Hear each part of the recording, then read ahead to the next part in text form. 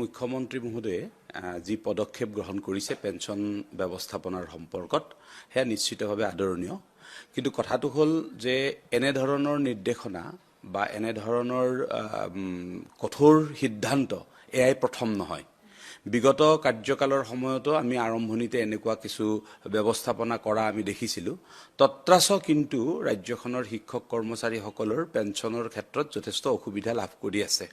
গতিকে আমি আশা কৰিছোঁ যে যাতে কোনো ধৰণৰ শিক্ষকে কৰ্মচাৰীয়ে অৱসৰৰ পিছত বাটকুৰি বাই থাকিব নালাগে, তাৰ ব্যৱস্থাৰ কাৰণে মুখ্যমন্ত্ৰী মহোদয়ে কৰা সিদ্ধান্ত বাস্তৱায়িত হওক।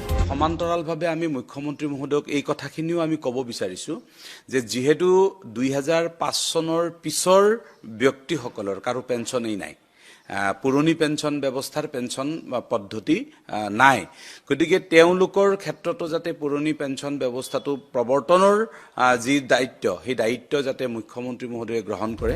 আচলতে খুব কম কাচিতহে দুই এজনৰ দুৰ্ভোগত ভোগে, আৰু সেইটো ভোগাৰ মূল কাৰণ হ'ল পেঞ্চন বিভাগটোৰ নহয়, পেঞ্চনৰ যিবিলাক হৰ্তাকৰ্তা আছে, দায়িত্বত বিষয়া আছে, তেখেতসকলৰ নহয়। আচলতে জিলাৰ ফালৰ পৰা বা গুৱাহাটীৰ মেইন হেৰিৰ পৰা, অফিচৰ পৰা যেতিয়া কাগজ পত্ৰবিলাক দিব লাগে, সেইবিলাক কাগজ পত্ৰবিলাক খুব ভালকৈ নিদিয়ে। আৰ্ণ লিভ লৈ থৈছিলে, আৰ্ণ লিভটো ৰেগুলাৰ কৰা নাই, মেডিকেল লিভ লৈছিল, সেইটো হয়তো ৰেগুলাৰ কৰা নাই, ক'ৰবাত ইনক্ৰিমেণ্ট কিবা এটা ভুল হৈ আছে, ডেট অফ জইনিং কিবা এটা ভুল হৈ আছে, সেইবিলাক হ'লেহে আচলতে দেৰি হয়।